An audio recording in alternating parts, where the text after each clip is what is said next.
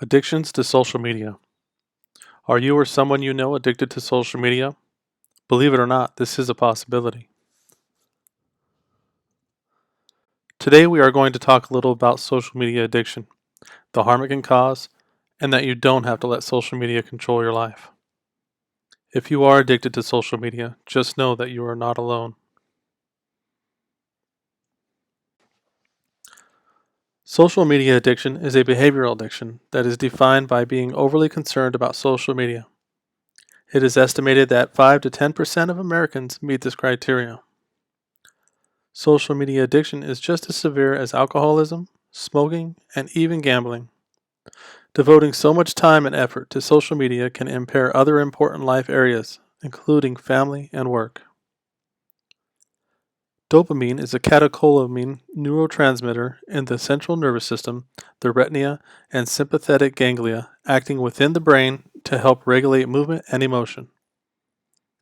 Dopamine is a major factor in the reasons why we are addicted to things such as social media, alcohol, and smoking.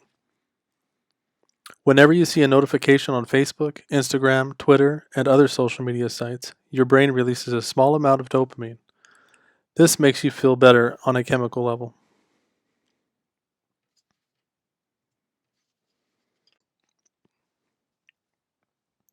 A study performed by California State University found that individuals that visited any social media site at least 58 times per week were 3 times more likely to feel socially isolated and depressed, compared to those who used social media fewer than 9 times per week.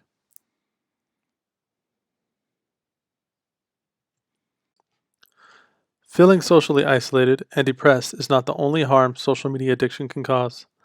Negative mental health and low self-esteem has also been linked with the use of social media.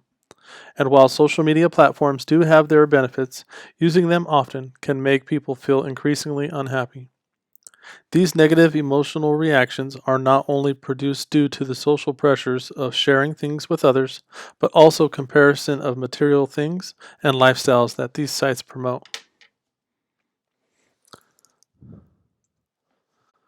Looking at this graph, you can see there are many social media sites. The two top sites are YouTube and Facebook. YouTube is on the top with 73% and Facebook with 68% of adult American users. That's only the adults. 78% of teens say they check their phone at least once every hour.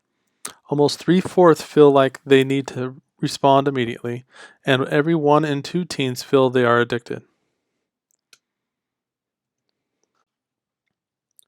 It's evident that social media addiction has a real potential to damage your mental health and degrade your quality of life. While this is gradually gaining more awareness, there are still many questions needed to be answered. The good thing is there are ways to break social media addiction. Set boundaries, limit your screen time, and if you can't do that, try and deleting the apps off your phone. If the addiction is so severe you may require professional help, speak to your doctor or a counselor.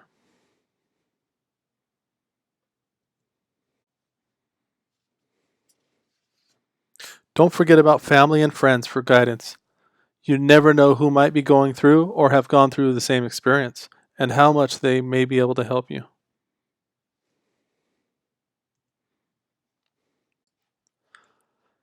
In conclusion, social media addiction is very real, and thankfully there are many ways to treat this addiction, whether it be on your own, with help from family and friends, or contacting professional help. It can be beat so you can get back to your important areas in life, like family.